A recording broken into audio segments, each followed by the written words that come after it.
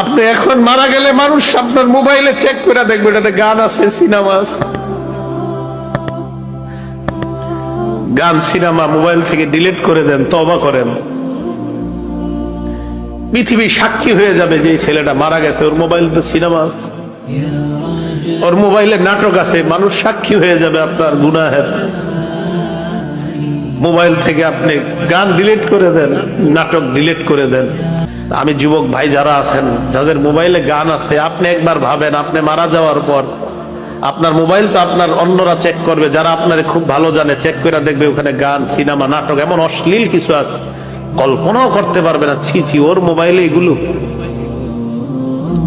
এটা কল্পনাও করতে পারবে না। আবু ওয়াইল মাথাটা নিচের দিকে দিয়ে বলে যে গান অন্তরে মুনাফিকি সৃষ্টি করে, গান নেফাক সৃষ্টি করে।